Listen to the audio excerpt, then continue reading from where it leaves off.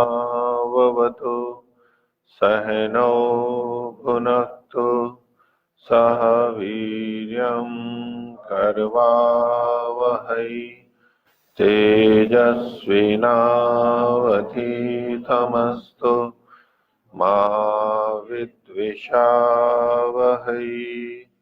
ओम शांति शांति शांति।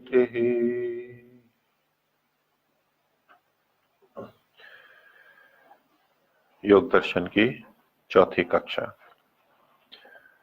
योग दर्शन प्रथम पाद समाधि पाद,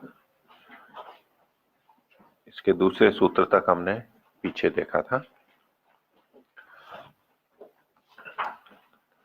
योगश्चित्त वृत्ति निरोधा, इसमें संप्रज्ञात और असंप्रज्ञात दोनों योग गृहीत होंगे और चित्त की क्षिप्त, मूढ़, विक्षिप्त, एकाग्र और निरुद्ध, ये जो 5 अवस्थाएं हैं, इनका वर्णन किया कि इन चित्त भूमियों में रहने वाले व्यक्ति की प्रवृत्ति कैसी होती है, वो किस स्थिति में आता है।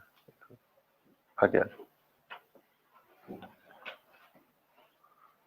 पिछले पाठ में से किन्हीं को पूछना है तो पूछिए। हाँ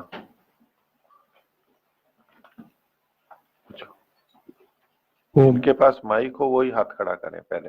हाँ, दूसरा व्यक्ति पहले से माइक लेके तैयार रहे। बोलिए। स्वप्न अवस्था में कुछ इंद्रिया और मन कार्य करते रहते हैं और उस समय मन में भिन्न भिन्न अच्छे बुरे विचार, काल्पनिक विचार भी उठते रहते हैं।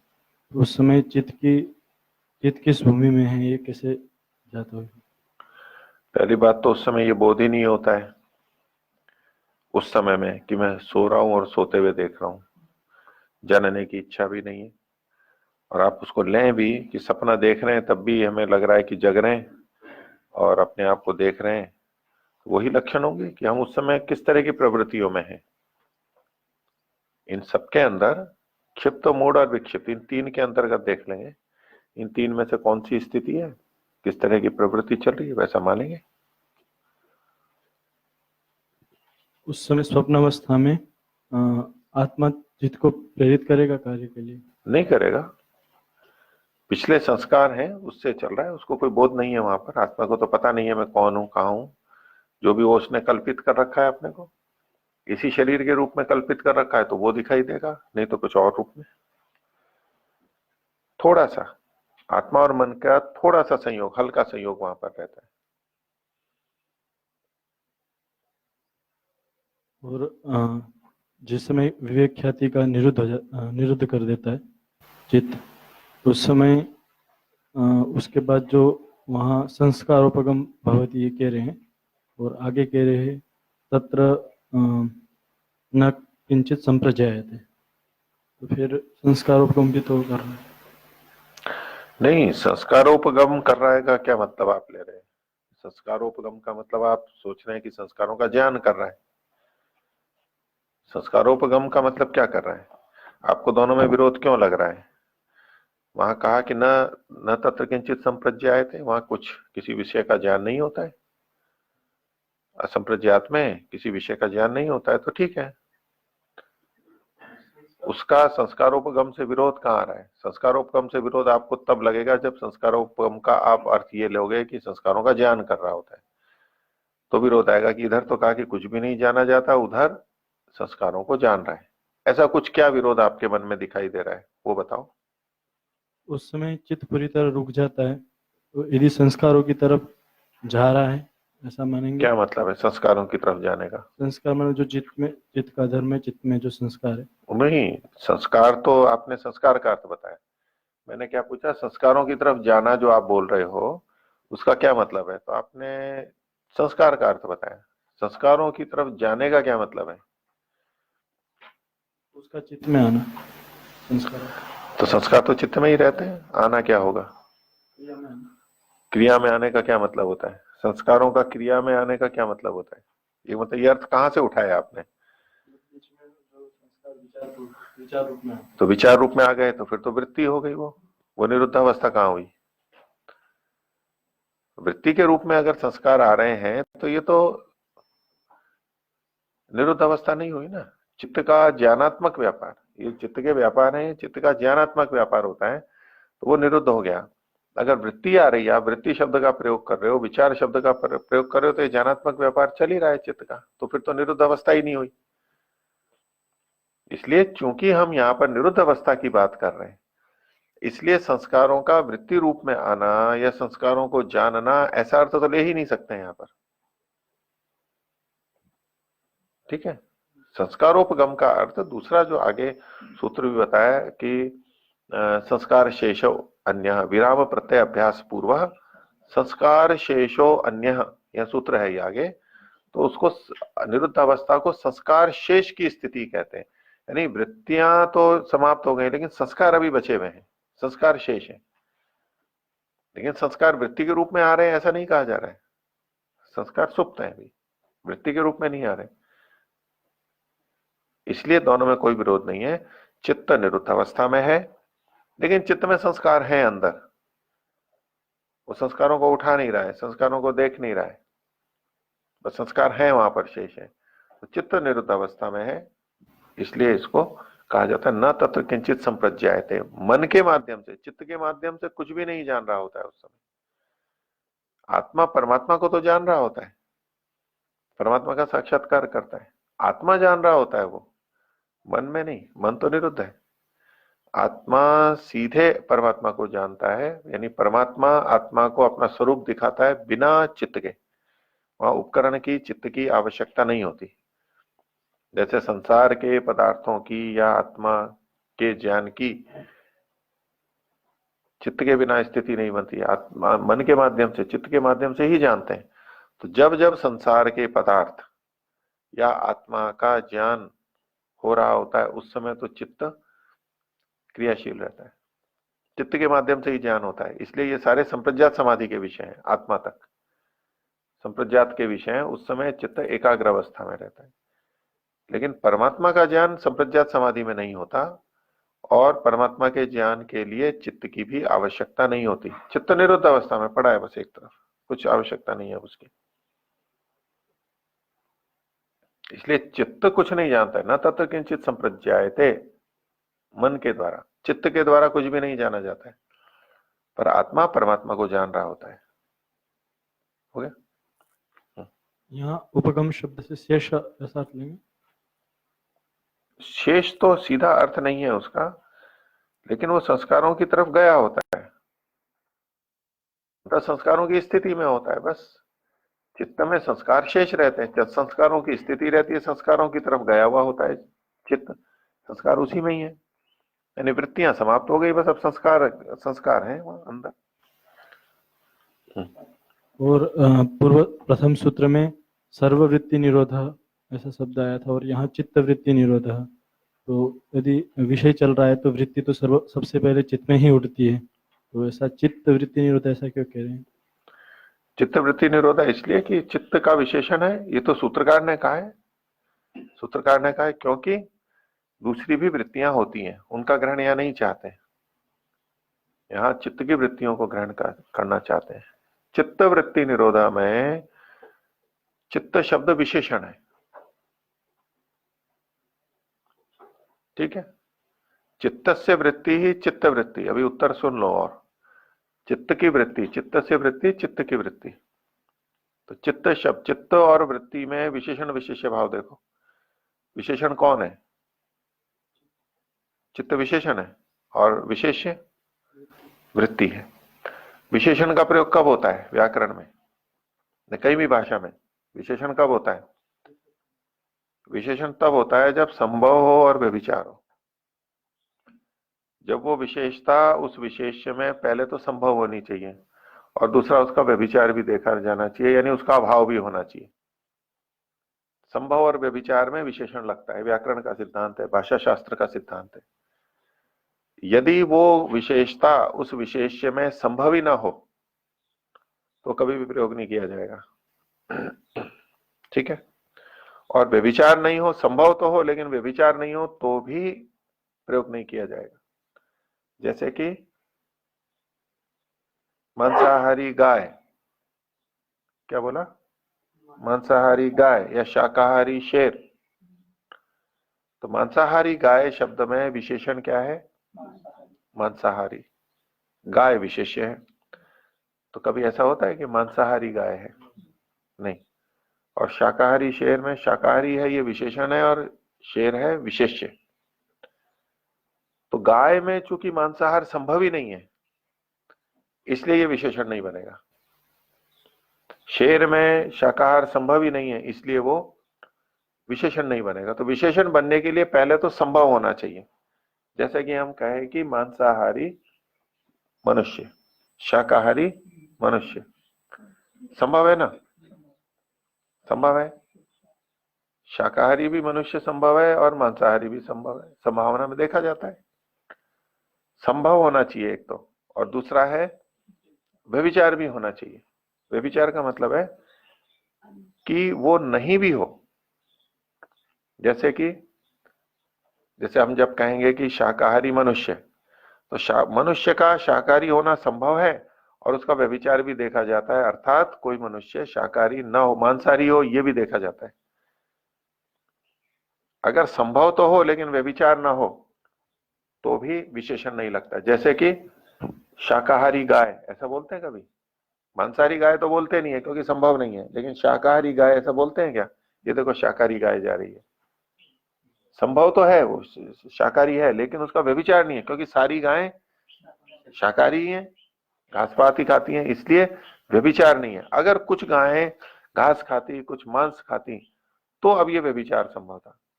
तो विशेषण कब बनता है? जब संभव हो और व्यभिचार हो। शाकाहारी मनुष्य इसलिए कि मनुष्य शाकाहारी संभव भी है और उसका व्यभिचार भी देखा जाता है। मांसाहारी मनुष्य देखा जाता है। गाय का घी, गोघृत, गोघृत में कौन विशेषण और कौन विशेष है? सत्यनिष्ठ जी, गाय का घी, गाय विशेषण है, घी का, घी विशेष्य है। घी की विशेषता बताई जा रही है कि कौन सा घी है, गाय का घी है अथवा घी है, डालडा घी है। ऐसे घी के आगे हम कई शब्द लगा रहे हैं। तो घी गाय का संभव है, संभव है, गाय का संभव है। और इसका व्यभिचार भी है कि सब, अगर सब घी गाय के ही होते तो व्यभिचार नहीं होता, लेकिन कोई भैंस का भी होता है, डालडा घी भी होता है, वनस्पति घी भी होता है, और विकल्प कर सकते हैं आप। तो व्यभिचार भी होता है, इसलिए गाय का घी, भैंस का घी, ये सब हम प्रयोग करते हैं। ठीक है। तो विशेषण कहां लगता है? जहां संभव और व्यभिचार दोनों होते हैं। ये मूल बात पकड़ो। अब इस पे आ जाओ। चित्तवृत्ति शब्द है, चित्तवृत्ति में विशेषण और विशेष्य कौन है? विशेषण कौन है? चित्त विशेषण है, चित्त विशेष्य है और विशेषण तो जोर देके पूछ लो तो डिग गए बस आप। चलो बताओ, फिर से बताओ, मैं क्यों भी पूछूंगा। मैं बार बार बोलता हूं तो पता नहीं क्या बोल रहे हैं, बार बार वही बात है। समझ में आ रहा है? विशेषण विशेष्य, चित्तवृत्ति में विशेषण कौन है और विशेष्य कौन है? चित्त तो विशेष है और वृत्ति विशेषण। वही बात हुई। अभी विशेषण विशेष्य क्या बताए थे? विशेषण किसे कहते हैं आप बताओ? विशेषण जो दूसरों से उसे अलग करे, जो दूसरों से अलग करे होता है। तो जब चित्तवृत्ति कर रहे हैं तो कौन किसको किससे अलग कर रहा है? अलग करने वाला कौन है? वृत्ति अलग करे, आपसे पूछा नहीं था अभी मैंने। चित्तवृत्ति शब्द देखेंगे, आपने कहा विशेषण है, वो अलग करने वाला होता है। कैसे? जैसे गाय का घी, अब घी के आगे गाय का लगा दिया तो ये जो गाय का शब्द लगाया ये औरों से अलग कर देगा। कैसे? भैंस के घी से अलग कर देगा, वनस्पति घी से अलग कर देगा, अलग कर देगा उसको। ये वो नहीं है, सामान्य घी नहीं है, ये विशेष घी है। तो चित्त और वृत्ति में कौन किसको अलग कर रहा है?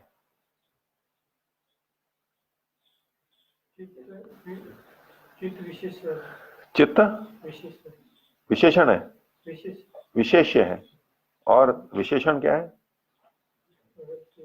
वृत्ति विशेषण है। कैसे बोल दिया ऐसे? देखो तीनों जनों ने अभी अभी ऐसी बातें शुरू हो जाती है ना, मान लो थोड़ी सी भी, तो अब वो सबको समझाने के लिए इतने पे इनको नहीं समझ में आ रहा है ना।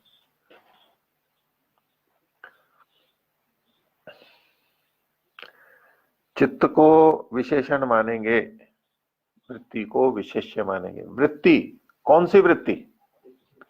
घी। कौन सा घी? गाय का घी। घी कौन सा? गाय का। वृत्ति किसकी? चित्त की। तो जो गाय का है ये विशेषता बता रहा है। घी कौन सा है? जब हम कहते हैं कि ले लो ये गाय का घी है, तो वो घी बता रहा है या गाय का बता रहा है? घी है, घी बहुत सारे रखे हुए हैं, एक गाय का घी है, तो बोलने वाला ये बता रहा है कि ये घी है, अथवा ये बता रहा है कि गाय का है। घी तो दिख ही रहा था ना, वो कई घी रखे हुए थे, वो क्या ये गाय का घी है। तो बताने वाले का प्रयोजन क्या है? घी बताना प्रयोजन है अथवा गाय का बताना प्रयोजन है?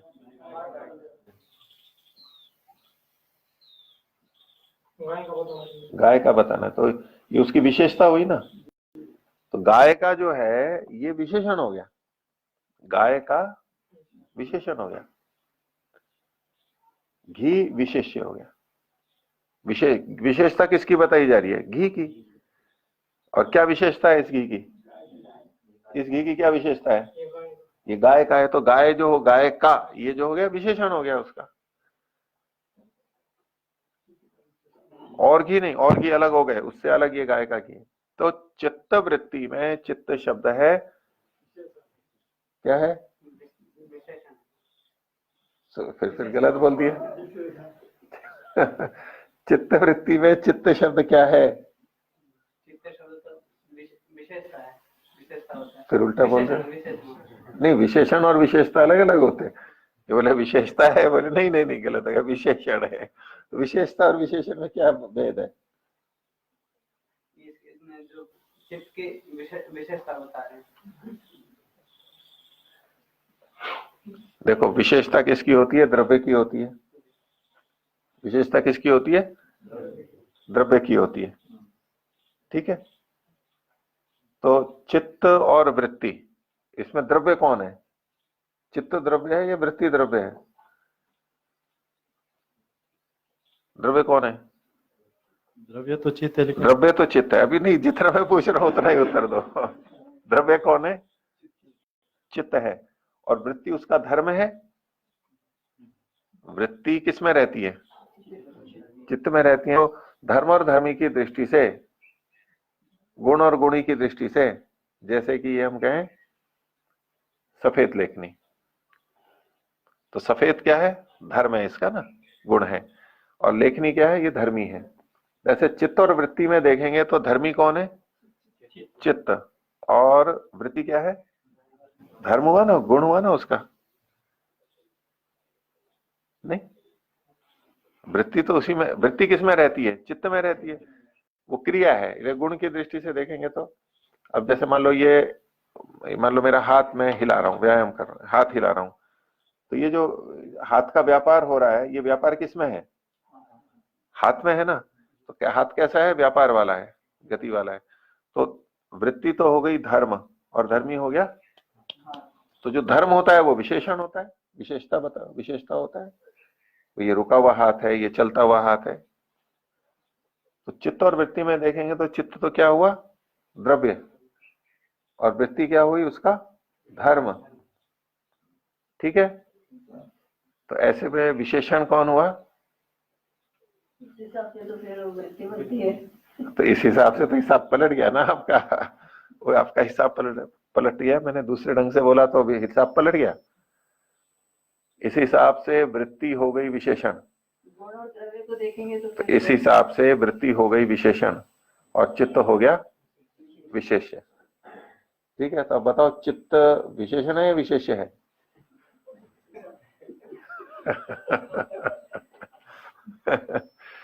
तो देखिए, वैसे तो चित्त धर्मी है और वृत्ति धर्म है, उस दृष्टि से उस तरह छोड़ दीजिए। देखिए, काला सांप, काला सांप, तो काला ये गुण है और सांप द्रव्य है। काला गुण है, धर्म है, तो वो उसकी विशेषता है। कौन सांप है? काला सांप है। तो काला क्या हुआ, विशेषण या विशेष्य? विशेषण हुआ। और विशेष्य कौन? जिसकी विशेषता है उसको कहते हैं विशेष्य। सांप क्या हुआ? विशेष्य। काला क्या है और सांप क्या है? विशेष्य। काला सांप, ठीक है। अब मैं कहूं कि सांप की कृष्णता, सांप की कृष्णता, सांप का कालापन। पहले क्या बोल रहा था? काला सांप। काला सांप जब बोला तो काला तो गुण है और सांप गुणी है, तो काला तो विशेषण हुआ और सांप गुणी हुआ। अब मैं कहूं सांप का कालापन, जैसे कि नीले रंग को बताने के लिए कहते हैं आजकल आकाश का नीलापन है, स्काई ब्लू। आकाश कैसा है? उसका ब्लू स्काई, लेकिन कहते हैं स्काई ब्लू शब्द बोल देते हैं। कौन सा? कौन सा नीला? आकाश वाला नीला, ठीक है। कौन सा स्लेटिया? कबूतरी स्लेटिया। तो सांप की कृष्णता। अब इसके अंदर देखना है कि कौन विशेषण और कौन विशेष्य है। अब पलटेगा। कृष्णता को बताया जा रहा है, कालापन बहुत तरह का होता है। कोयले का कालापन होता है, तवे का कालापन होता है, अलग अलग चीजों का काला, बाल का कालापन होता है, अलग अलग कालापन होता है। अब यूं कहेंगे सांप का कालापन, तो अब सांप का ये विशेषण है कालेपन को बताने के लिए, क्योंकि कालापन बहुत तरह का है। सांप का कालापन, नीलापन, आकाश का नीलापन, समुद्र का नीलापन, नेवी में कहते हैं नेवी ब्लू, नेवी में जो नीला रंग होता है वो उनके वस्त्र जैसे होते हैं, वो अलग अलग होता है। तो जब ऐसा बोलेंगे तो सांप का कालापन में, सांप भले ही द्रव्य है और काला उसमें गुण रहता है, तो भी इस वाक्य में विशेषण होगा का, और कालापन होगा ये विशेष्य बनेगा। ऐसे ही चित्त वृत्ति शब्द में भले ही वृत्ति चित्त में रहती है, वृत्ति चित्त का धर्म है, वृत्ति धर्मी है, तो भी जब हम कहेंगे चित्त वृत्ति, तो चित्त की वृत्ति, तो चित्त शब्द यहां पर विशेषण आएगा और वृत्ति यहां पर विशेष्य होगा। क्या होगा? कौन? इतना सा करके मैं तो बिल्कुल ठीक बोल रहा था, आपको उसी को ही तो दोहराना था। बोलो, चित्त वृत्ति, चित्त विशेषण है या विशेष्य है? चित्त विशेषण। आप भी उल्टा बोल गए, सही बोलो। चित्त तो विशेषण ही रहेगा इधर, और वृत्तियां विशेष हो जाएंगी। वृत्तियां विशेष्य हो जाएंगी। अगर वृत्तियों की बात करें, देखो आप बोलो, इनका इनका पहले वाला कथन ठीक है या दूसरा वाला? एक एक ही कथन है दोनों। अच्छा, तो कौन सा है बताओ? चित्त विशेषण है या विशेष है?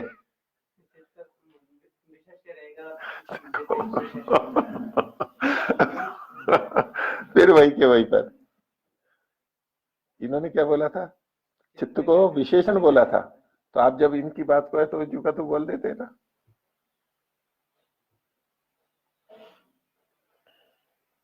आप बोलो, चित्त वृत्ति, चित्त विशेषण है विशेष है?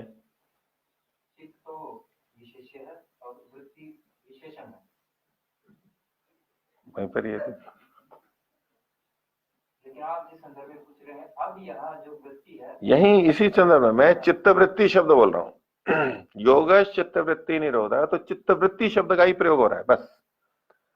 अब चित्त वृत्ति शब्द में चित्त विशेषण है या विशेष है? अब यहाँ वृत्ति विशेष है और चित्त विशेषण विशेषण है। मनोजीत जी बोलो, चित्त क्या है? चित्त है, ये विशेषण है, विशेष्य है, अब दोनों बोल गए। पहले चित्त को विशेषण का, फिर विशेष्य कह दिया। उलझ गई बात। रविंद्र जी, हाँ बोलो आप। रवि जी, ऐसे नहीं, देखो सत्यनिष्ठ जी। चित्त विशेषण है और वृत्ति विशेषण।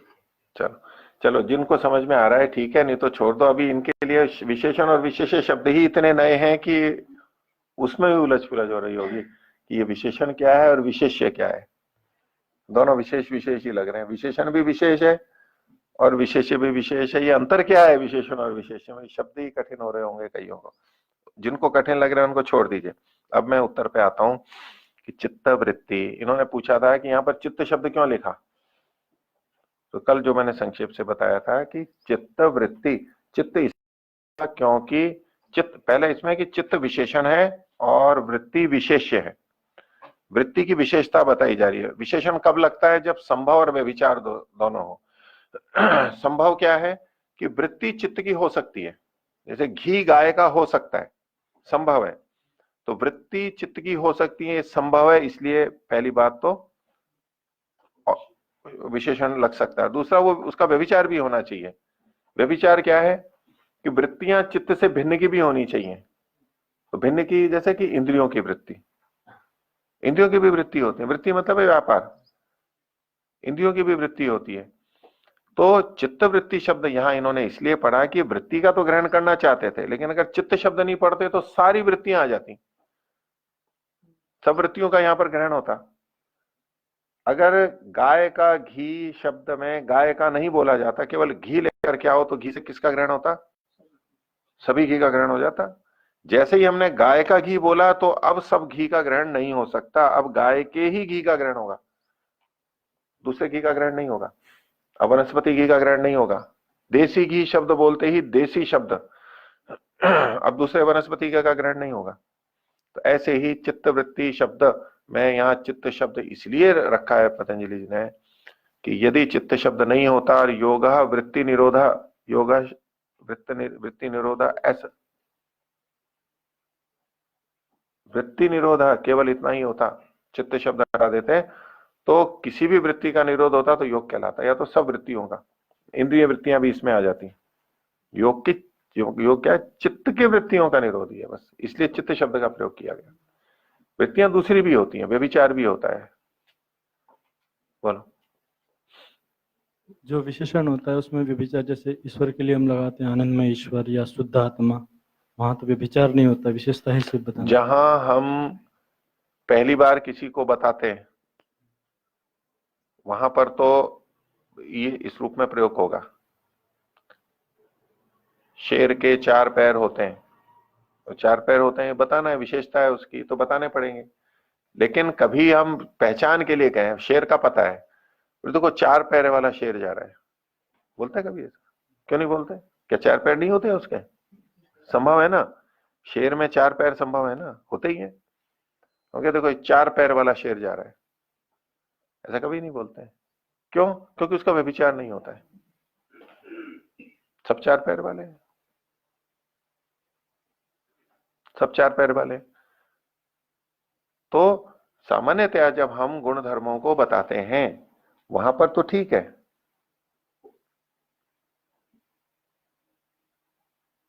ठीक है। प्रथम सूत्र में सर्ववृत्ति निरोध इतना ही शब्द दिया है। और वृत्ति, जैसे इंद्रियों की भी वृत्ति है, तो सबसे पहले वो शुरू तो चित्त से होगी, चित्त में विचार आएगा, उसके बाद प्रारंभ चित्त से होगा। देखो दोनों बातें हैं, हमेशा चित्त से ही प्रारंभ हो ऐसा नहीं है, दोनों तरह से हो सकता है। आत्मा, चित्त, इंद्रिय और विषय, ये भी क्रम होता है। और बाहर से भी होता है, विषय, इंद्रिय, चित्त और आत्मा। तो जब बाहर का आलंबन तीव्र होता है तो उस आलंबन के कारण से इंद्रिय में वृत्ति होगी, इंद्रिय से मन में वृत्ति होगी और फिर आत्मा तक पहुंचेगी।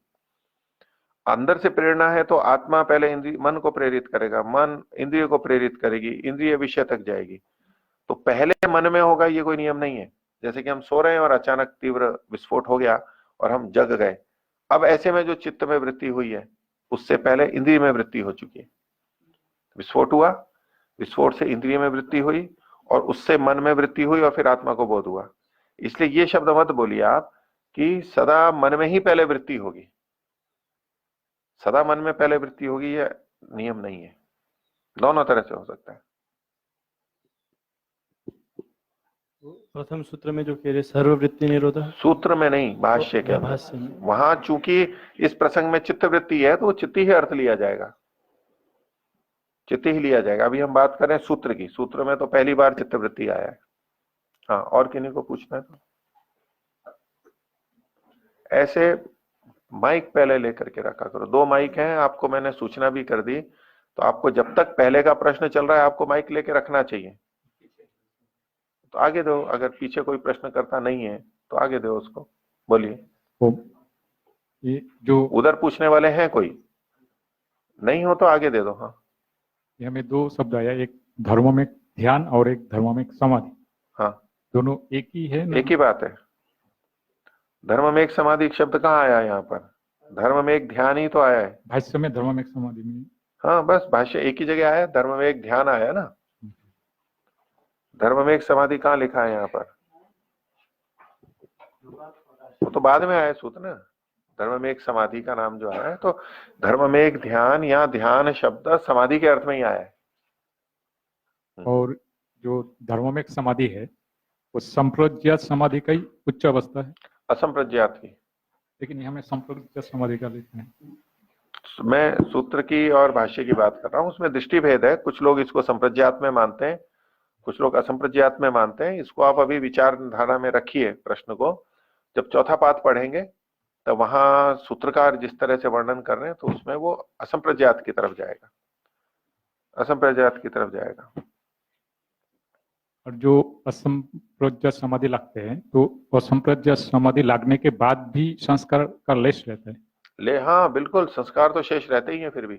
तो फिर असंप्रज्ञात समाधि तो सबसे उच्च अवस्था है समाधि का। हाँ, उच्च अवस्था है। तो फिर उस संस्कार कैसे मतलब ये होगा? सबसे उच्च में से नहीं रहने चाहिए। उस दृष्टि से देखेंगे, अष्टांग योग की दृष्टि से तो असंप्रज्ञात समाधि सबसे ऊंची अवस्था है, लेकिन उससे भी ऊंची अवस्था है जीवन मुक्त अवस्था। जिस समय संस्कार दग्धबीज हो गए पूरे, उसको कहते हैं जीवन मुक्त। वो असंप्रज्ञात समाधि से भी ऊंची अवस्था है।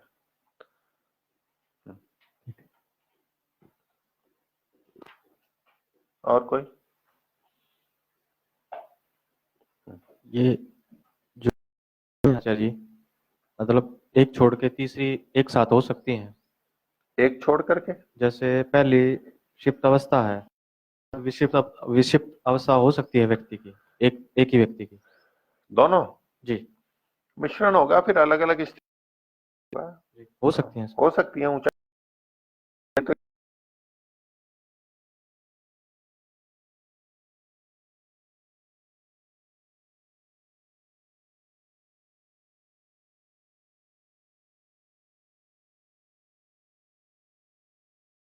ऐसी है तो अगर पूरी धर्म पर पूर्वक प्रवृत्ति नहीं है, उसमें थोड़ा ढीलापन है, तो उतना अंश कम माना जाएगा उसका। लेकिन उसको प्रिय होता है, वो कर पाना नहीं कर पाना एक अलग बात है। इसकी प्रियता होती है उसकी, वो उस तरफ उन्मुख होता है। अभी भले ही पूरा धर्म का पालन नहीं कर पा रहा है, लेकिन धर्म के पालन में उसकी निष्ठा है, उधर प्रयत्नशील है।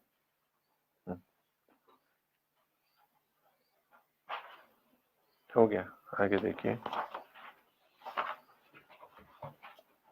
तो पांचों चित्त की भूमियां आप में से सबको याद हो गई होंगी, पांचों को। बोलिए रवि जी, बोलिए पांचों अवस्थाएं, बोलिए भूमियां।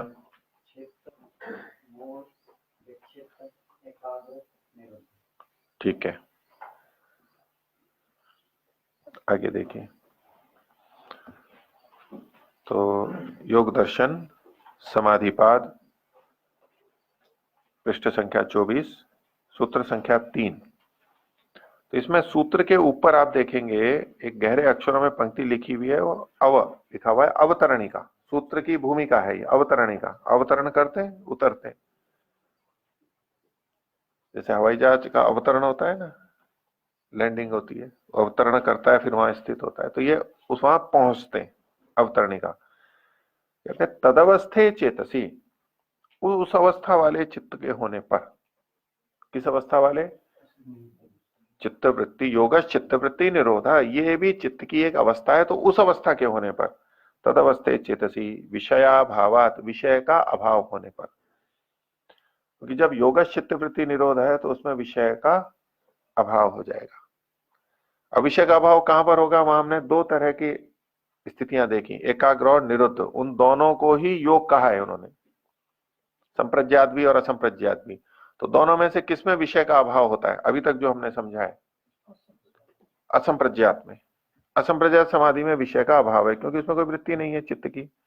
तो एक तो इसका अर्थ लोग बाग लेते हैं ये कि तदवस्थे चेतसी विषयाभावात, यानी जिस समय विषय का पूरा अभाव ही हो गया है, चित्त में कोई विषय ही नहीं है, न प्रकृति का है न आत्मा का है, कुछ भी नहीं है, चित्त में कोई भी विषय नहीं है, चित्त वृत्ति निरोध हो गया, उस समय में बुद्धि बोधात्मा पुरुषः किम स्वभाव, बुद्धि को जानने के स्वभाव वाला, बुद्धि बोधात्मा।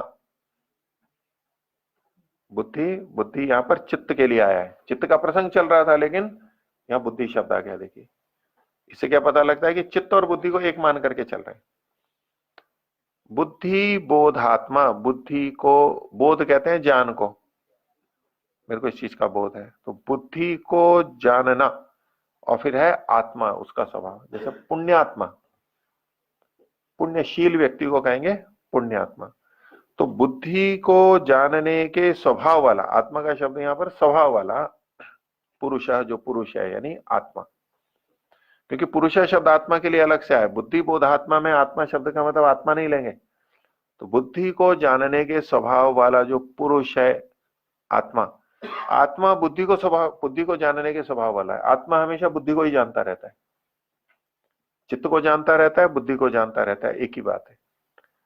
हम किसको जान रहे हैं? हम एक दूसरे को देख रहे हैं, अभी हम एक दूसरे को सुन रहे हैं। हम किसको जान रहे हैं? किसको देख रहे हैं? हम किसको देख रहे हैं? एक दूसरे को देख रहे हैं। किसको सुन रहे हैं? एक दूसरे को सुन रहे हैं। ऐसा ही तो हम मानते हैं। अभी जब हम किसी पेड़ को देखते हैं तो हम क्या कहेंगे? पेड़ को देख रहे हैं, मैं घड़ी को देख रहा हूं। लेकिन वास्तव में घड़ी को कौन देख रहा है? घड़ी का ज्ञान हमारे को हो रहा है, इसलिए हमें ऐसा प्रतीत होता है, लेकिन आत्मा स्वयं घड़ी को नहीं देख रही है, वृक्ष को नहीं देख रही है। फिर घड़ी और वृक्ष को कौन देख रहा है? आंखें देख रही हैं। शब्द को कौन सुन रहा है? कान सुन रहे हैं। मन भी नहीं सुन रहा है, मन भी नहीं देख रहा है। आंखें घड़ी को देख रही हैं, वृक्ष को देख रही हैं। अब आंखों ने संवेदना मन को दी है। अब मन किसको ग्रहण कर रहा है?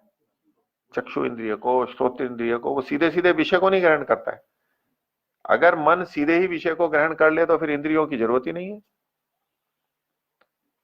तो मन तो इंद्रिय को जान रहा होता है। इंद्रियां विषय के संपर्क में होती हैं, विषय के संपर्क में इंद्रियां, और इंद्रिय के संपर्क में मन। अब आत्मा अभी ना तो विषय के संपर्क में है न इंद्रिय के संपर्क में। आत्मा मन के, चित्त के, बुद्धि के संपर्क में है। तो हम किसको देख रहे हो रहे? चित्त को देख रहे हो रहे, बस बुद्धि को देख रहे होते हैं। तो बुद्धि को जानने के स्वभाव वाले हमें प्रतीति ऐसी होती है कि हम वस्तुओं को देख रहे हैं, लेकिन वास्तव में हम किसको देख रहे हैं? बुद्धि को देख रहे हैं। इसको उदाहरण से समझिए कि कमरे में टेलीविजन लगाए और हम उसको देख रहे हैं, उसमें कोई खेल देख रहे हैं, सीधा प्रसारण देख रहे हैं, किसी का जो भी अपने 15 अगस्त 26 जनवरी का कोई भी, कभी भी कोई स्वतंत्रता गणतंत्र दिवस का कोई कार्यक्रम हो रहा है, उसको हम देख रहे हैं, सीधा प्रसारण देख रहे हैं। हम पूछे किसको देख रहे हैं? हम किसको देख रहे हैं? तो एक तो हम कहते थे अभी टेलीविजन को देख रहे हैं, तो दूसरा कहेंगे मेरे को पता है टेलीविजन को देख रहे हो। टेलीविजन में क्या देख रहे हो आप? तो हम ये भी कह सकते हैं हम उस प्रसारण को देख रहे हैं। ठीक है, तो वास्तव में हम उसके प्रसारण को देख रहे होते हैं या टेलीविजन को देख रहे होते हैं? प्रसारण को देख रहे होते हैं। हम मान लो खेल देख रहे हैं, परेड निकल रही है, तो हम उस परेड को देख रहे हैं क्या? लोग चल रहे हैं, फिर रहे हैं या खेल खेल रहे हैं, हम उनको देख रहे हैं क्या? उन व्यक्तियों को नहीं देख रहे। देख तो रहे ना, लेकिन सीधे नहीं देख रहे होते हैं, तो उनको कौन देख रहा है? वहां जो लोगों की हलचल हो रही है, गतिविधि हो रही है, उसको कौन देख रहा है? कैमरा देख रहा है। भाई हमारे पास टेलीविजन की दृष्टि से तो कैमरा ही तो देख रहा है। कैमरे का सीधा संपर्क उन व्यक्तियों से है, टेलीविजन का भी सीधा संपर्क उन व्यक्तियों से नहीं है। कैमरे का संपर्क उन व्यक्तियों से है, और कैमरे के साथ में संपर्क है टेलीविजन का। बीच में जो जो भी तंत्र है वो सब मिलाते हुए, और हमारा संपर्क किससे है? टेलीविजन से। तो हम किसको देख रहे हैं वास्तव में? टेलीविजन की स्क्रीन को देख रहे हैं, लेकिन उसके अंदर हम खेल या जो भी चीज देख रहे हैं वो देख रहे हैं, हम सीधे नहीं बैठे हैं वहां पर। ऐसे ही ये जो संसार के सारे विषय हमारे को ज्ञात हो रहे हैं, हम किसको देख रहे हैं? तो हमें प्रतीति ये होती है कि हम सबको बाहर को देख रहे हैं। जैसे खेल में कोई खो जाए तो वो ये नहीं सोचता कि मैं टेलीविजन देख रहा हूं, वो तो खेल देख रहा होता है। तो ऐसे ही हम संसार में ऐसे खोए हुए हैं कि हमें ये नहीं पता लग रहा कि हम मन को देख रहे हैं या बाहर देख रहे हैं। इन्होंने क्या कहा? बुद्धि बोधात्मा। आत्मा जो है बुद्धि को जानने के स्वभाव वाला है। आत्मा बुद्धि को जान रहा है बस। तो जब चित्त की वृत्तियां रुक गई, जब टेलीविजन रुक गया, बुद्धि में ही तो वृत्तियां हो रही थी, चित्त में ही तो वृत्तियां हो रही थी, और चित्त वृत्तियां रुक गई, विषय का अभाव हो गया। तो अब किस स्थिति में होगा? टेलीविजन में विषय का अभाव हो जाए तो क्या होगा? टेलीविजन मतलब उसमें जो चलचित्र या जो भी चल रहा है उसका चित्र और ध्वनि का अभाव हो गया, वो विषय का अभाव समझ लो, तो क्या होगा? हम अपनी स्थिति में बस। ये पूछना है कि तदवस्थे चेतसी, जिस अवस्था में विषयों का अभाव हो जाता है, तो बुद्धि बोधात्मा, बुद्धि को जानने के स्वभाव वाला जो आत्मा है, वो किम स्वभाव, उस समय किस स्थिति में होता है? जब योगा चित्तवृत्ति निरोध होता है तब आत्मा की क्या स्थिति होती है? एक एक क्रम से क्रम बताते हैं। योगा चित्तवृत्ति निरोधा, तो उस समय क्या होता है? अब इसका एक दूसरा अर्थ देखिए।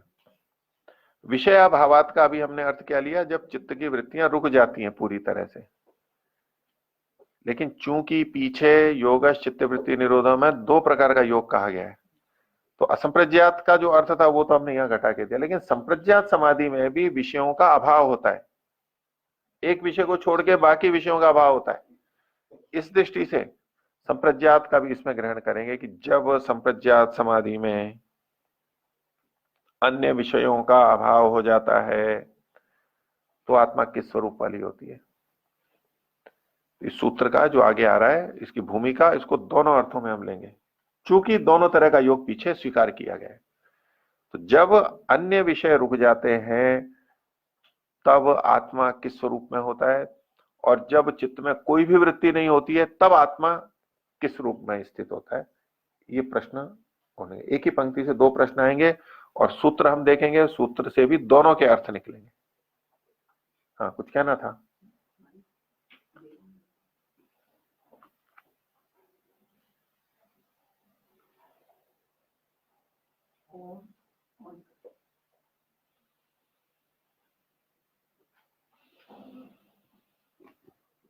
ओम। आचार्य जी, इस सूत्र में दो बार वो आ रहा है, एक बार आ रहा है बुद्धि मतलब बोध आत्मा, और एक बार फिर पुरुष आ रहा है, तो दो बार आत्मा कैसे आ गया? उसके लिए मैंने आपको बताया था कि आत्मा शब्द यहाँ पर पुरुष के अर्थ में नहीं है, जीवात्मा के अर्थ में, स्वभाव के अर्थ में है।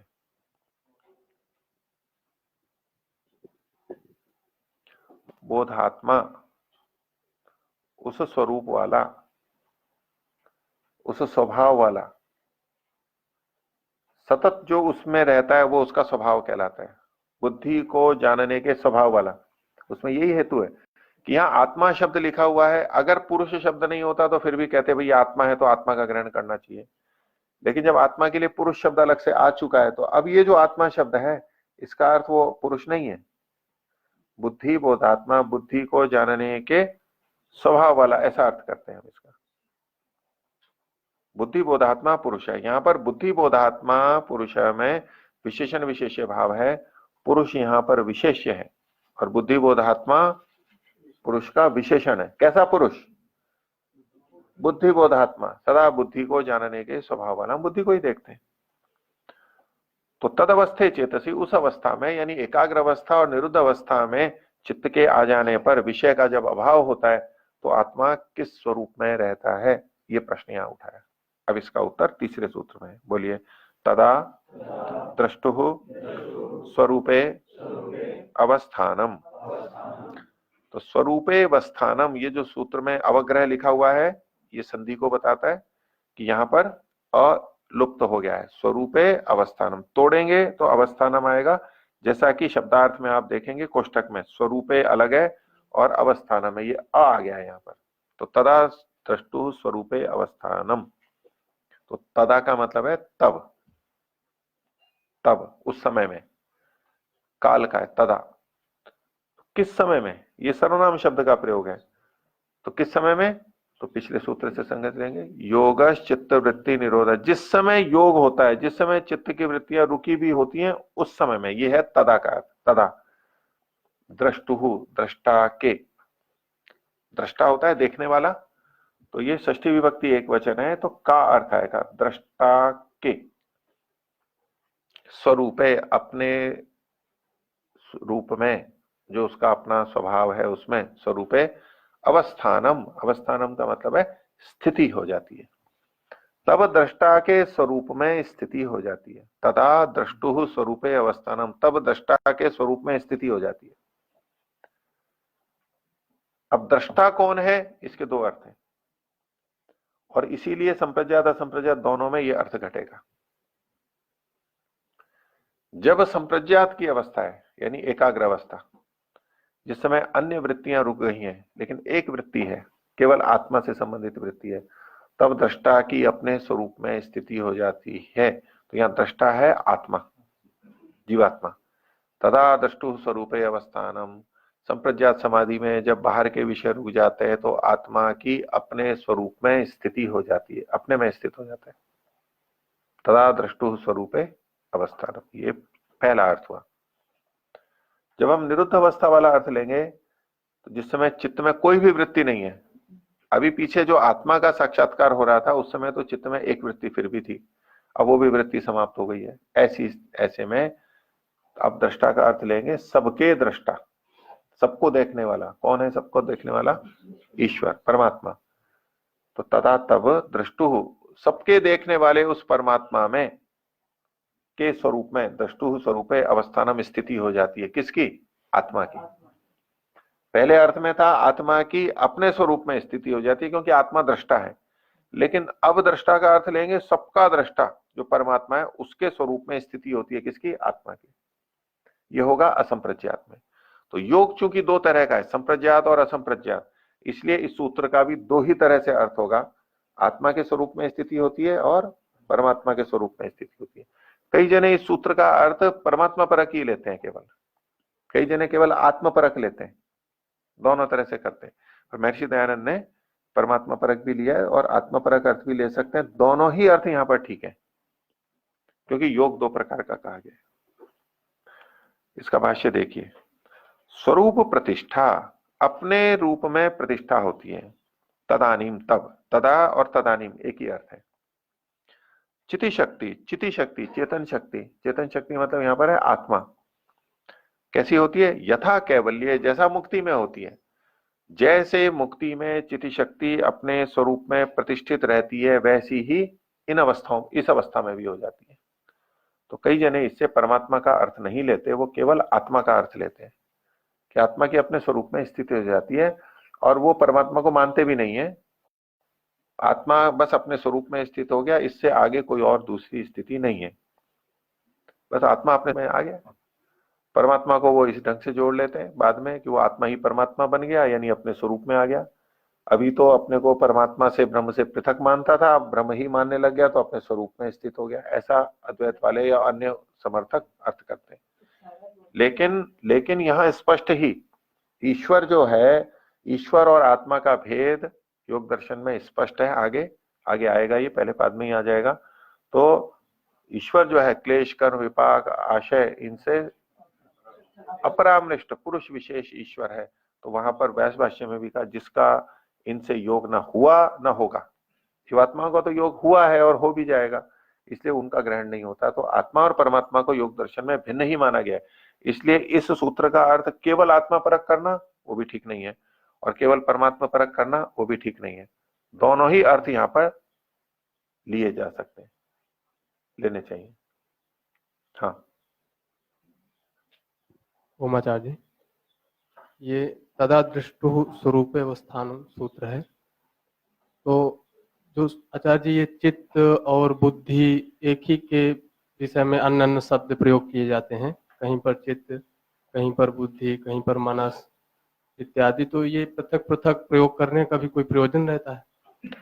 पृथक पृथक का भी प्रयोजन रहता है। जब हम इनको अलग अलग शक्तियों के रूप में, अलग अलग द्रव्यों के अंतःकरण के रूप में, अलग अलग करणों के रूप में लेते हैं तो अलग अलग शब्द का प्रयोग होता है।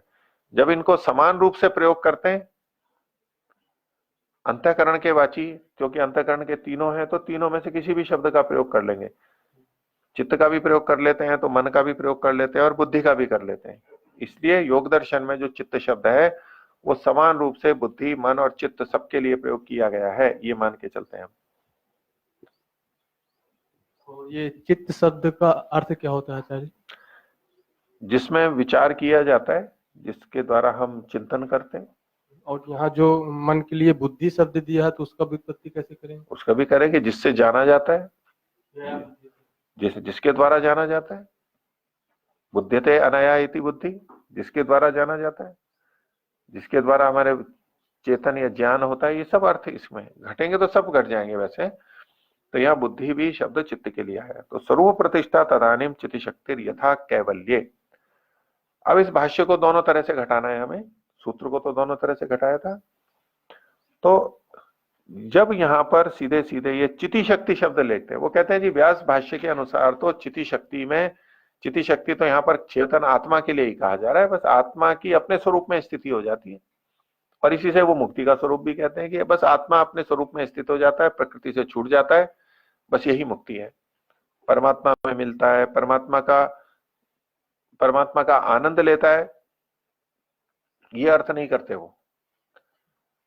जैसे वैदिक परंपरा में ईश्वर का आनंद प्राप्त होना, ईश्वर से ज्ञान प्राप्त होना, आनंद मग्न हो जाना, ये है वेदांत दर्शन आदि में, उपनिषद में आता है, उसमें तो परमात्मा को भी मानते हैं। लेकिन कुछ लोग इस चिति शक्ति शब्द को देख के कहते हैं कि जैसे बस चिति शक्ति है, परमात्मा का तो यहाँ पर उल्लेख है नहीं कि परमात्मा को प्राप्त करते हैं। तो स्वरूप प्रतिष्ठा तदानीम चिति शक्ति यथा कैवल्य। तो मुक्ति में कैवल्य शब्द भी इसी को कहता है, केवल के भाव को। केवल मतलब अकेला, अकेला हो जाता है, तो प्रकृति से अलग हो गया, बस अकेला है। अगर परमात्मा को भी साथ में मानेंगे तो केवल शब्द कहां पर हुआ, वो यूं कहते हैं, फिर तो अकेला नहीं दुकेला हो गया, केवल नहीं रहा और भी साथ में हो गया। तो इसलिए वो लोग ईश्वर को बिल्कुल हटा देते हैं, चिति शक्ति शब्द से ये अर्थ लेते हैं कि बस केवल आत्मा ही रहता है और उसी का यहाँ पर ग्रहण है।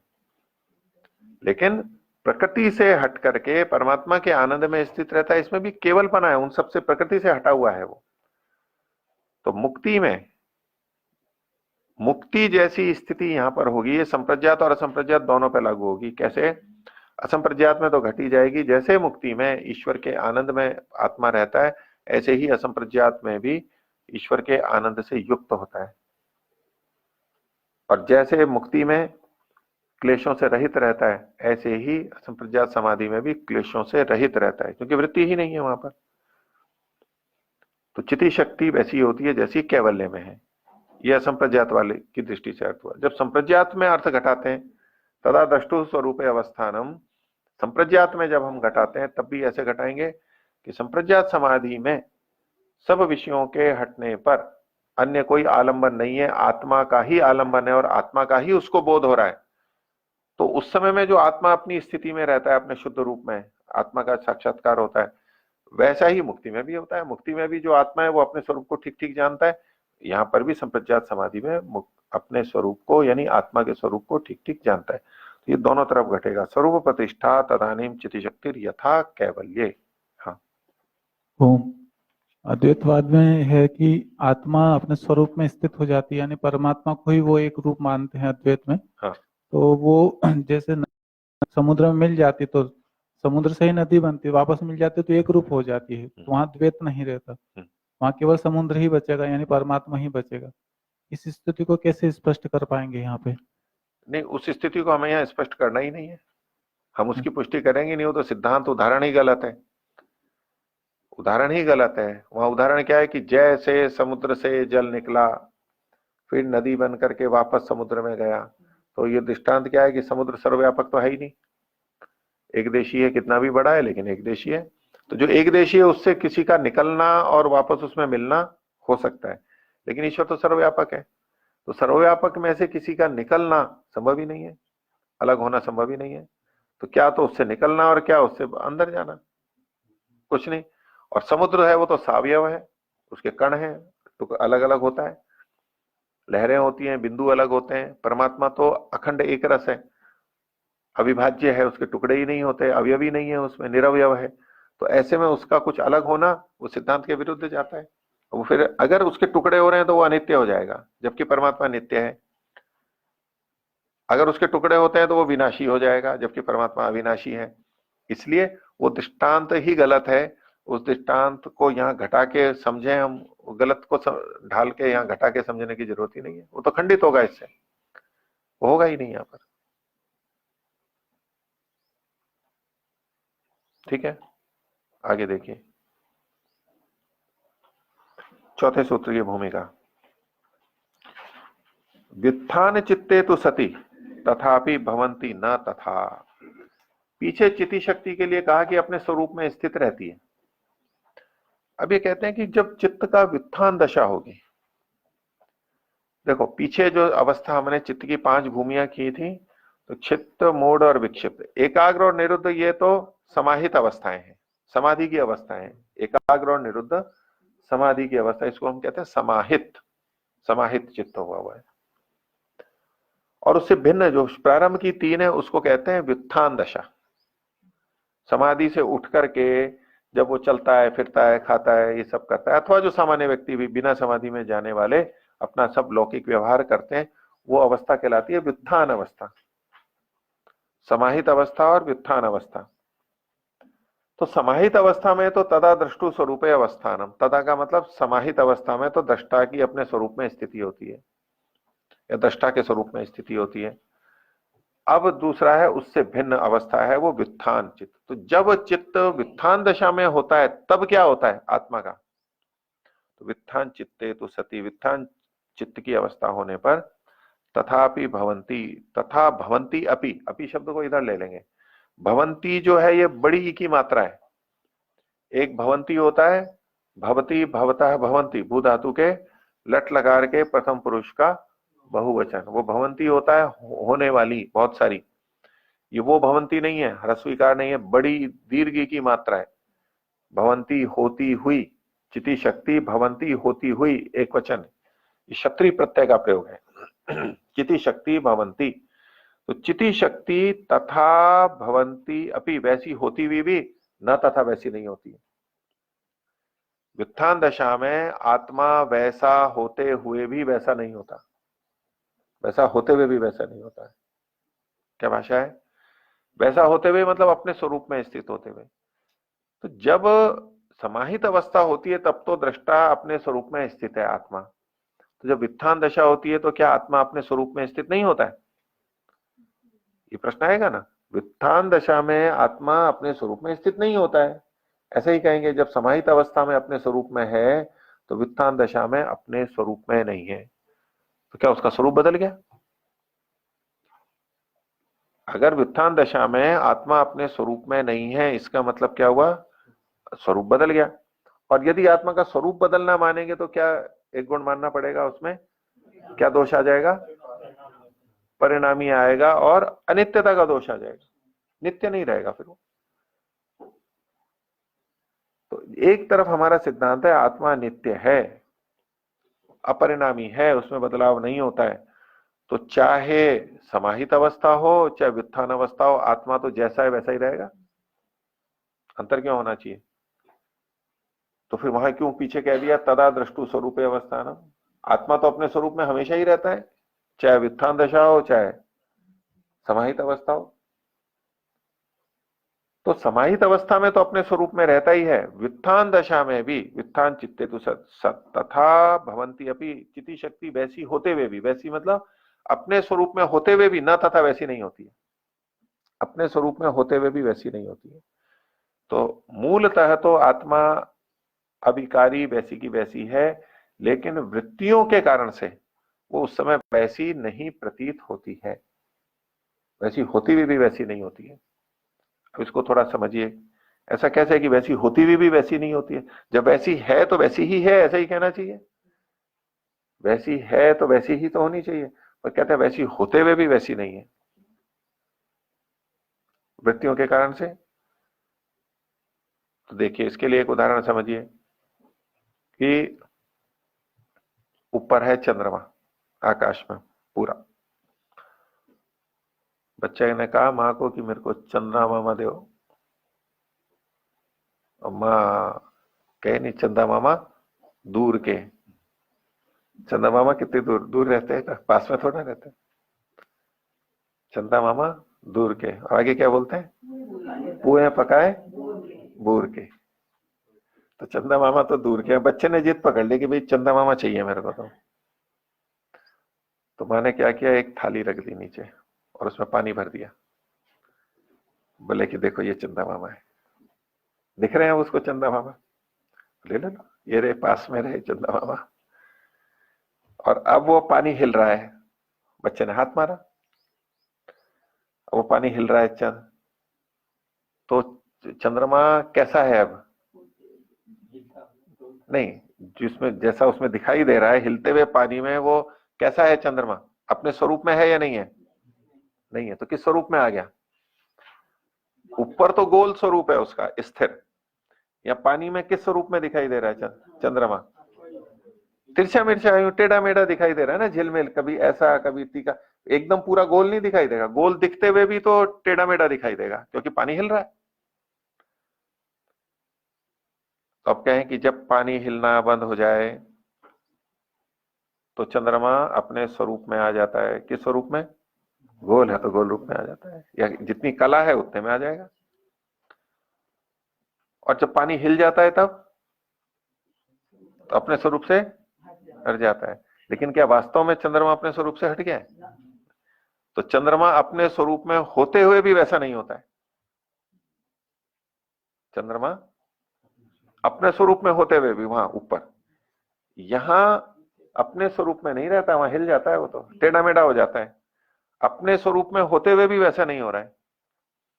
और जब पानी शांत हो जाएगा तो चंद्रमा अपने स्वरूप में आ जाएगा। तो ऐसे ही चित्त में जब वृत्तियां रहती हैं तो आत्मा अपने स्वरूप में स्थित हो जाता है, जैसा है वैसा ही दिखाई देता है। लेकिन जब व्युत्थान दशा होगी, जब यानी वृत्तियां हो रही हैं, पानी में लहरें उठ रही हैं, तब तो कह रहे हैं कि वैसा होते हुए भी वैसा नहीं होता है। आया समझ में? पहले तो लगेगा भी ऐसा कैसे हो सके, वैसा है तो वैसा क्यों नहीं होता, वैसा है तो वैसा ही होगा। तो जगह पे का भेद है।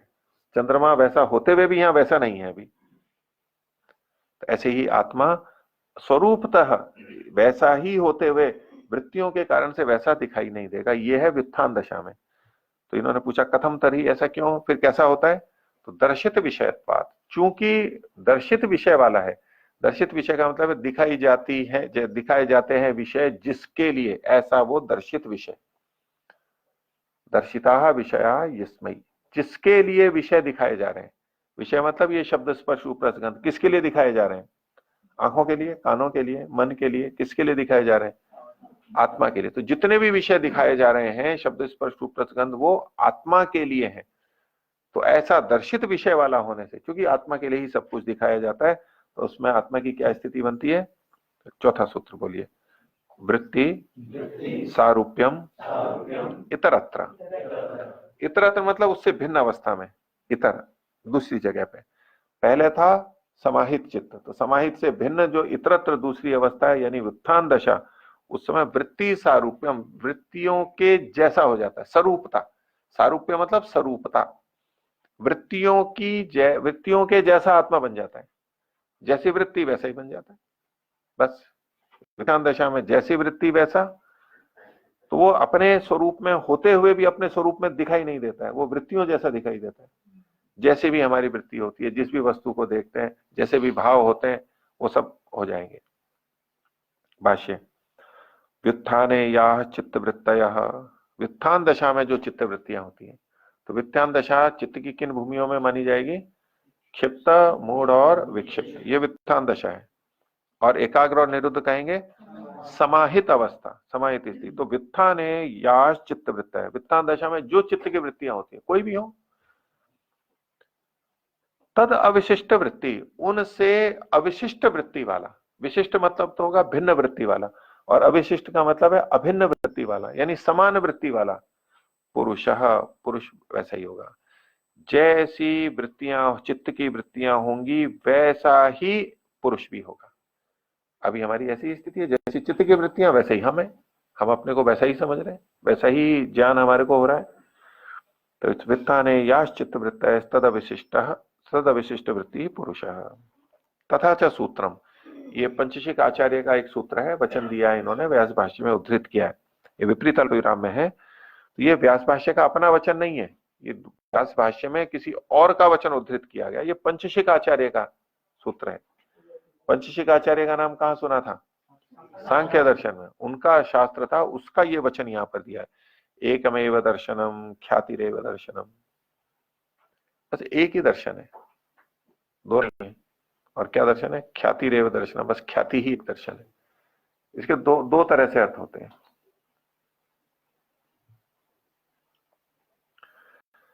एक तो है कि दर्शन यानी देखना, ज्ञान, तो बस एक है। ख्याति यानी विवेक ख्याति ही ज्ञान है, बाकी ज्ञान तो सब व्यर्थ है। ज्ञान कौन है? बस एक ही है, ज्ञान तो बस यही है।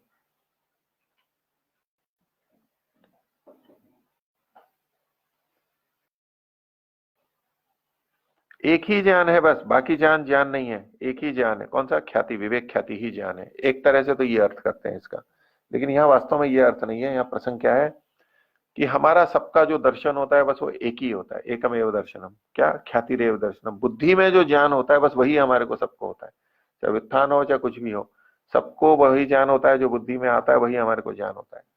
एकमेव दर्शनम ख्यातिरेव दर्शनम इति। आगे, चित्तम अयस्कांत मणि कल्पम, बात को समझाने के लिए कह रहे हैं, चित्त जो है अयस्कांत मणि के समान है। अयस्कांत मणि का अर्थ है चुंबक। अयह कहते हैं लोहे को, अयस्कांत मणि ऐसा वो जो चुंबक बन गया है। अयस्कांत लोहा, ये चुंबक वाला। तो चित्त जो है वो चुंबक की तरह से, चित्त चुंबक की तरह से। और क्या विशेषता है उसकी? सन्निधि मात्रोपकारी, निकट होने मात्र से उपकार करने लग जाता है। सन्निधि कहते हैं निकटता को, सन्निधि मात्र से, पास में होने मात्र से उपकार करने लग जाता है। ये चित्त की विशेषता है। किसके पास में होगा? आत्मा के पास में होगा। आत्मा के पास में आते ही आत्मा का उपकार करने लग जाएगा। ऐसा ही बना रखा है परमात्मा ने इसको। आत्मा के पास आते ही आत्मा का उपकार करने लगेगा। आत्मा को पता भी नहीं है, अभी छोटे बच्चे हैं, उनको पता भी नहीं है कि चित्त मन कोई होता भी है, बस होता है, लेकिन काम करने लगता है। वो देखता है, सुनता है, चखता है, अब प्रतिक्रिया करता है, चित्त का उपयोग कर रहा है वो चित्त अपने आप उसके साथ जुड़ जाता है और काम करने लगता है, उसका उपकार करने लगता है, क्योंकि आत्मा के लिए बना हुआ है। तो चित्त चुंबक के समान है और वो सन्निधि मात्र से उपकार करता है। आगे का, दृश्यत्वेन स्वम भवति पुरुषस्य स्वामिना, पुरुष जो स्वामी है, मालिक है, उसके दृश्य के रूप में वो स्व हो जाता है, उसकी अपनी संपत्ति हो जाता है। चूंकि आत्मा का दृश्य ये चित्त ही है। देखिए, पीछे ऊपर कहा था बुद्धि बोधात्मा, बुद्धि को जानने वाले स्वभाव वाला, और यहाँ पर चित्त को जानने वाला है। चित्त ही उसका दृश्य है। बस आत्मा हमेशा चित्त को देखता रहता है। आत्मा हमेशा चित्त को देखता रहता है। चित्त में जहां से भी, जिस इंद्रिय से जो भी कुछ आएगा उसको देखेगा, लेकिन चित्त को ही देखेगा बस।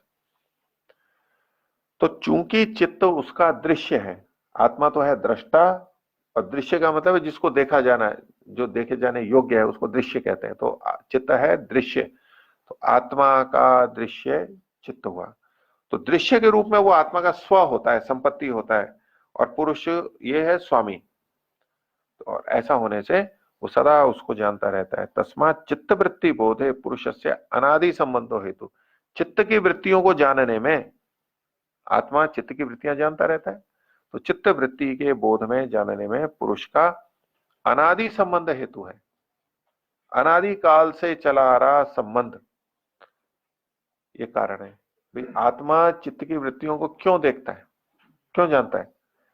एक तो वो अयस्कांत मणिकल्प है, सनिधि मात्र से उपकार कर रहा है, और वो चूंकि आत्मा स्वामी है तो चित्त वृत्ति की बोध में पुरुष का अनादि संबंध है, प्रवाह से अनादि संबंध है, वो होगा ही उसका। यही कारण है कि आत्मा चित्त की वृत्तियों को जानता रहता है, और जब चित्त की वृत्तियों को जानता है तो वृत्ति सारूप्यता उसकी रहती है। जब चित्त वृत्ति निरोध होता है तो आत्मा अपने स्वरूप में स्थित होता है, और जब वृत्तियों को जानता है तो वृत्तियों के जैसा बन जाता है। वृत्ति सारूप्यम इतरत्र, ये हो गया। तो तस्मात् चित्त वृत्ति बोधे पुरुषस्य अनादि संबंधो हेतु। अब देखिए, इसमें चित्त को चुंबक की तरह से कहा है, चित्त को चुंबक की तरह से कहा है। हम चार चीजें देखें, एक विषय, एक इंद्रिय, एक मन और एक आत्मा। यहां चित्त के बारे में कहा गया, चित्त अयस्कांत मणिकल्प है। चुंबक अगर पास में आया है तो लोहा अपने आप उसकी तरफ खींच जाएगा, लोहे को खींच लेगा वो चुंबक। छोटा लोहा हो, चुंबक बड़ा हो तो अपनी तरफ खींच लेगा,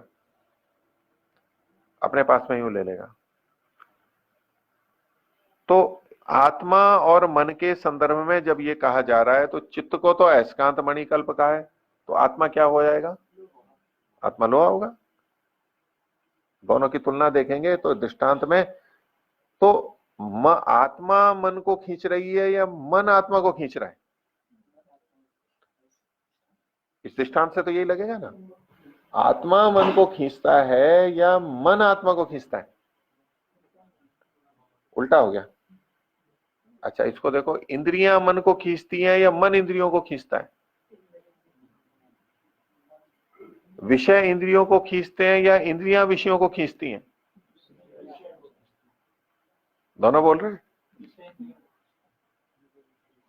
इंद्रियां विषयों को खींचती हैं अपनी तरफ या विषय इंद्रियों को अपनी तरफ खींचते हैं? जो खींचने वाला है उसको कहेंगे चुंबक, और जो खींचने वाला है उसको कहेंगे लोहा। यही तो दृष्टांत बनेगा यहां पर। तो कई जगह पे विषय और इंद्रिय, इंद्रिय और मन, मन और आत्मा, कितनी जगह कर सकते हैं? 3 जगह हम कर सकते हैं। यहां चर्चा चल रही है मन और आत्मा की, बस अभी इंद्रिय और विषय को यहां नहीं ले रहे हैं, उसका संबंध आगे आएगा। तो आत्मा को लोहे की तरह मानेंगे और मन को चुंबक की तरह से मानेंगे। तो अब दोनों में जो संबंध देखेंगे तो कौन किसको खींच रहा है? मन यानी चित्त आत्मा को खींच रहा है, और ये हमारे को उल्टा लग रहा है। हम चाहें ना चाहें, उनको बोलो, हम चाहें ना चाहें, चित्त आत्मा को खींचेगा। यही है, सन्निधि मात्र से वो उपकार करने ही लगता है, हमारा उपकार करने ही लगेगा। हम चाहे ना चाहें, दिखाने लगेगा, सुनाने लगेगा, चखाने लगेगा, गतिविधियां करवाने लगेगा, होगा ही। परमात्मा नहीं ऐसा बना है, ये बहुत बड़ा लाभ करता है। नहीं तो जन्म होने के बाद में पहले हमें योग दर्शन पढ़ना पड़ता है कि चित्त होता है और तब फिर हम देखते, सुनते, चखते, तब तक तो हमारा जीवन ही पता नहीं कहाँ चला जाता। जीवित बचते क्या इसको पढ़ने के लिए? और योग दर्शन को पढ़ने के लिए भी तो पहले भाषा से पढ़नी पड़ती, वो कैसे पढ़ते? हम देखो चित्त को जाने बिना सब कुछ कर रहे हैं बचपन से, और पूरी जिंदगी बीत जाती है। जिन्होंने चित्त के बारे में कुछ भी नहीं जाना वो भी अपना पूरा जीवन काटते हैं ना। अच्छा भी होता है उसमें, बुरा भी होता है। तो अगर ये नियम होता कि हम चलाएंगे तभी मन चलेगा, यानी हमारी शक्ति है, हम देख रहे हैं उसको, ये बात ठीक है, हम स्वामी है ये ठीक है, वो स्व है ठीक है, लेकिन चुंबक वो है, खींचने वाला वो है। हाँ, हम नियंत्रित कर सकते हैं, ये साथ में बात जुड़ी भी है, हम इसको नियंत्रित करते हैं, तभी तो योगा चित्त वृत्ति निरोधा का है। किंतु स्वभावतः हमारे को खींचेगा, विषयों को दिखाएगा। और जब इंद्रियों और चित्त के विषय में बात आएगी तो इंद्रियां चुंबक की तरह से होंगी और चित्त लोहे की तरह से होगा। और जब विषय और इंद्रियों के बीच में बात आएगी तो विषय चुंबक की तरह से होंगे और इंद्रियां लोहे की तरह से होंगी। ये समझने के लिए 3 जगह पे ऐसे देखेंगे। तो जब वृत्ति सारूप्यता हम उठते हैं तो चित्त वृत्तियों के जैसा होगा ही, वृत्त्याकार होगा ही, तभी हमें उन चीजों का ज्ञान हो पाता है और तभी हम ये व्यवहार कर पाते हैं। तो जी हाँ, माइक को ठीक कीजिए, वो आवाज नहीं आएगी। चित्त तो हमारा जड़ कहा है, हाँ, और आत्मा ही इसको एक्टिवेट करती है। जितनी वृत्तियां होती है हम उठाते हैं, मन तो नहीं उठाता। यहाँ उल्टा हो, यहाँ उल्टा हो गया तो ये गलत लिख दिया यहाँ पर। दोनों बात होगी, समझ मन भी खींच रहा है हमें। हाँ बिल्कुल खींच रहा है, नहीं तो लिखा है हम वृत्तियों को उठाते हैं, नहीं वो भी ठीक है, उसके लिए निषेध नहीं है, उसके लिए निषेध नहीं है। हम वृत्तियों को उठाते हैं वो अपनी जगह ठीक है, लेकिन हम सदा वृत्तियों को उठाते हो ऐसा भी नहीं है। सदा हम वृत्तियों को उठाते हैं ऐसा भी नहीं है। आप सोए हुए हैं, आपने 4 बजे की घंटी लगा रखी है घड़ी में, अब वो बजती है, सुनाई दी हमारे को सुनाई दी ना, आत्मा को ज्ञान हुआ। आत्मा को ज्ञान होने से पहले मन के अंदर वृत्ति आई और उससे पहले कान में भी हुआ। तो हमने उस घंटी को सुनने की इच्छा की थी, तब हमारे को सुनाई दी, या हमारी इच्छा के बिना भी सुनाई दे गई थी वो? यहाँ इच्छा के बिना आ गई ना। तो ऐसे बहुत सारे उदाहरण हैं, हम बैठे हैं, पीछे पीठ पे मच्छर ने काट लिया, तो उसका ज्ञान हुआ हमारे को ज्ञान हुआ, तो चित्त में वृत्ति हुई। तो हमने क्या मन को कहा था उसी समय कि भाई देखो, पहले हमारे को काटा किसी ने, मच्छर ने, तब हमने कहा कि क्या है, कीड़ा है, क्या है, फिर हम हाथ ले जाएंगे उधर, हटाएंगे उसको। लेकिन प्रारंभ कैसे हुआ है? प्रारंभ कहां से हुआ? हमने मन को प्रेरित नहीं किया तो भी उसने जना दिया। तो ये भी है, हम चाहें तो भी कर सकते हैं, हम चाहें कि देखें वहां पर क्या है, हम मुड़ करके देख सकते हैं, जहां चाहे देख सकते हैं। ये सब हम मन को प्रेरित करके कर रहे हैं। तो आत्मा मन को चलाता है, इसके भी उदाहरण है खूब। और मन को जब हम नहीं चलाते तो भी वो हमें ज्ञान करा देता है, तब भी उसमें वृत्ति उठती है, इसके भी उदाहरण है बहुत। इसका हम निषेध नहीं कर सकते, ठीक है। दोनों तरह से होता है, तो दोनों जैसा होता है वैसा मान लीजिए। हम भी मन को चलाते हैं और मन भी आलंबनों से, विषयों के कारण से चलता है।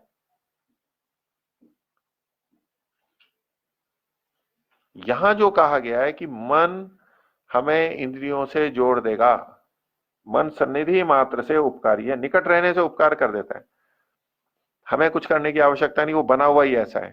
तो इसके लिए आधुनिक चीजों का उदाहरण देते हैं।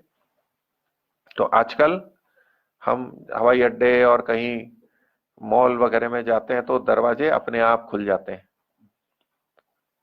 वो दरवाजे जड़ हैं या चेतन है? स्वामी जी, जड़ है, तो हम उनको खोलेंगे या वो हमारे जाने पे अपने आप खुल जाएंगे? अपने आप। जड़ अपने आप कैसे खुलेगा बिना चेतन के? हम खोलें तो ही खुलना चाहिए। ये पाश्चात्य वैज्ञानिकों ने उल्टी परंपरा चला दी। नहीं तो देखो, हमारे भारतीय परंपरा वाले दरवाजे आध्यात्मिक थे, हम खोलते हैं तो ही खुलते थे, नहीं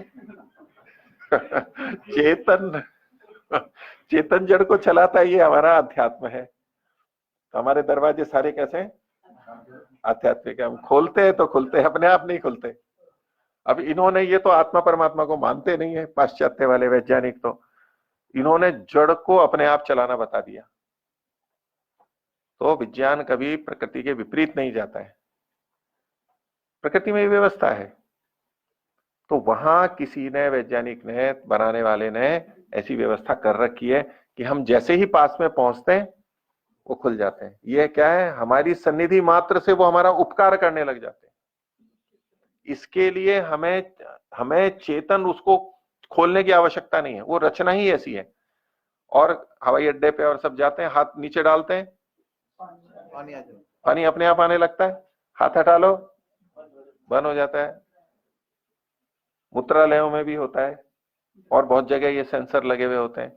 ये क्या करते हैं, वो पानी कब देने लगता है, जब हमारी सन्निधि होती है। हमारी सन्निधि मात्र से वो हमारा उपकार करने लगते हैं। बस ऐसे ही यहां समझ लीजिए। आपका प्रश्न ये था कि आत्मा चेतन है, वही उसी को चलाना चाहिए, अपने आप कैसे चलेगा? नहीं, अपने आप भी चलते हैं। ये देखो, हमने चलाया नहीं, हम तो केवल पास में गए थे। तो चल कैसे रहे कि उसने व्यवस्था बना रखी है वहां। ऐसे ही परमात्मा ने हमारे मन को ऐसा बना करके रख रखा है, इंद्रियों को ऐसा बना के रख रखा है कि आत्मा का हित होता है। नहीं तो हमारी इतनी सामर्थ्य नहीं थी कि हम मन को चला लेते, इंद्रियों को चला लेते हैं। हम तो यूं ही पता नहीं कुछ भी नहीं कर पाते। उसने बड़ी कृपा करके ऐसा बनाया।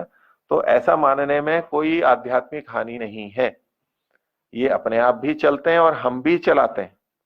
हम उन दरवाजों को चला भी सकते हैं, बंद भी कर सकते हैं, वो अपने आप भी सन्निधि मात्र से चलते हैं। इसलिए मन होता है। उदाहरण तो आपको मैंने दे ही दिए, प्रत्यक्ष उदाहरण है, आप उन उदाहरणों का कोई खंडन कर नहीं सकता है। हमारे चलाने के भी उदाहरण है और अपने आप चलने के भी उदाहरण है। तो दोनों ही बातें माने, सृष्टि क्रम के जो अनुकूल है वो माने, वो प्रमाण होता है। वैसे ये कह रहे हैं। तो आज का पाठ इतना ही रखते हैं। प्रणव ध्वनि।